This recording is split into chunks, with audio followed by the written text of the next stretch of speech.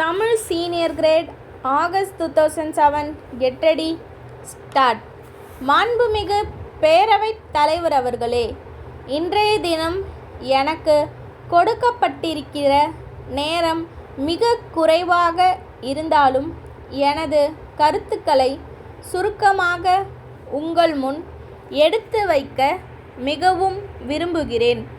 காவல்துறை பற்றிய கொள்கை விளக்க குறிப்பில் பல திட்டங்கள் கூறப்பட்டுள்ளன. அவற்றில் ஒன்று காவலர்களுக்கு வீட்டு வசதி. கிராமப்புறங்களிலாவது காவல்துறையை சார்ந்தவர்களுக்கு வீட்டு வசதி கிடைக்கும். நகர்ப்புறங்களில் அவர்களுக்கு பாதுகாப்பான வீட்டு வசதியை அரசு ஏற்படுத்தி கொடுக்க வேண்டும். அரசு துறைகளிலே மிகவும் முக்கியத்துவம் வாய்ந்தது காவல்துறை ஆகும். அரசின் திட்டங்களை நிறைவேற்றும் போது ஏற்படுகின்ற விரும்பத்தகாத நிலைமைகளை கூட சமாளித்து மக்களுக்கு நீதி கிடைக்க காவல்துறை பாடுபட வேண்டியுள்ளது. எவ்வளவுதான் நடுநிலைமையோடு காவல்துறையினர் பணியாற்றினாலும் காவல்துறையினரின் நடவடிக்கையால் பாதிக்கப்பட்டவர்கள் அந்த துறையினரை கடுமையாக விமர்சனம் செய்ய தவறுவதில்லை.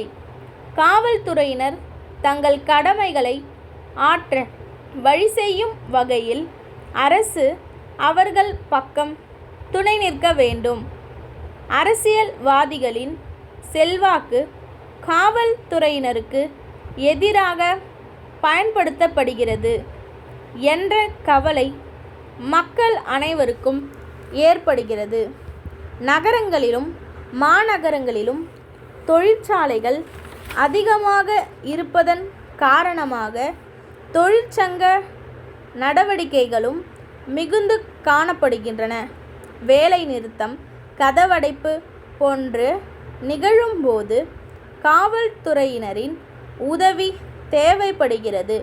காவல்துறை நியாயத்தின் பக்கம்தான் நிற்க வேண்டும் என்ற போதிலும் சட்டம் ஒழுங்கு பிரச்சனை ஏற்பட்டு கலவரம் குழப்பம் ஏற்படாமல் தடுக்கும் கடமை காவல்துறைக்கு உள்ளது என்பது மறக்க முடியாத உண்மையாகும்.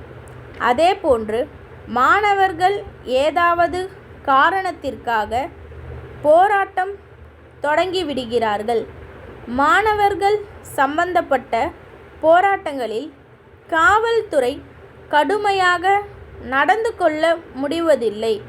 மாணவர்களின் போராட்டங்களில் சமூக விரோதிகள் புகுந்து கொண்டு மாணவர்களின் பெயரால் பல குழப்பங்களை விளைவிக்கிறார்கள். சுதந்திர போராட்ட காலத்திலிருந்தே மாணவர்களை பயன்படுத்துகிற வழக்கம் இருந்து வருகிறது.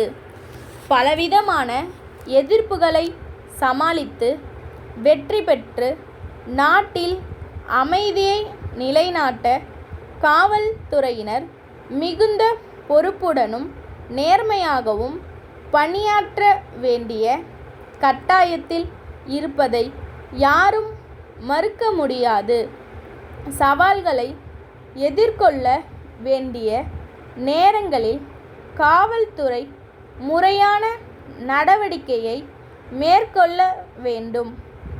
அத்தகைய நேரத்தில் சம்பந்தப்பட்டவர்களிடம் மிகவும் கடுமையாகவும் நடந்து கொள்ளக்கூடாது. ஜனநாயக முறையில் நியாயமான நடவடிக்கைகளை எடுத்து பிரச்சனைகளை தீர்க்க வேண்டிய தலையாய கடமை காவல்துறையினருக்கு உள்ளது. காவல்துறையில் பணியாற்றுகிறவர்களுக்கு உள்ள குறைகளை கேட்டறிந்து நிவர்த்தி செய்வது மிகவும் அவசியம். வீட்டு வசதி செய்து கொடுப்பது போன்ற சில கோரிக்கையை நிறைவேற்ற சிறிது காலத்தாழ்வு ஏற்படலாம்.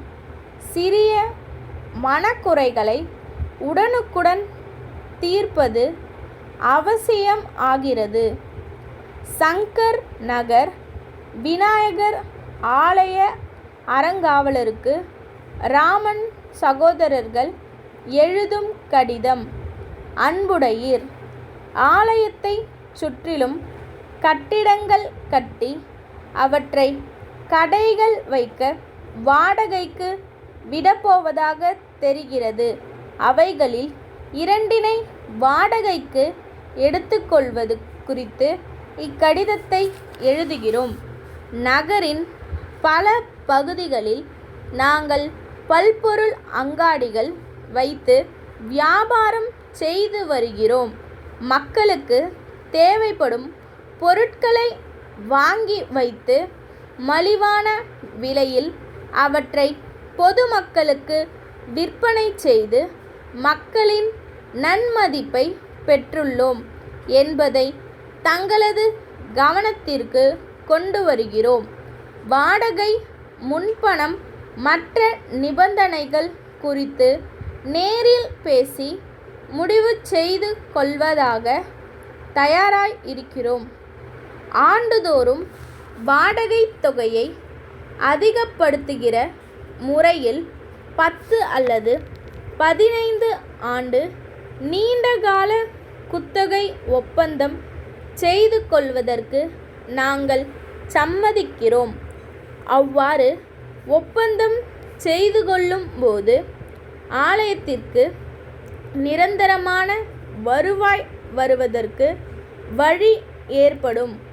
அங்காடி வாடகைதாரர்களை மாற்றி அதனால் ஏற்படும் பிரச்சனைகளை தவிர்க்க முடியும். எங்கள் கோரிக்கையை பரிவுடன் கவனிக்கும்படி வேண்டிக் கேட்டுக்கொள்கிறோம். தங்கள் நம்பிக்கையுள்ள ஸ்டாப்.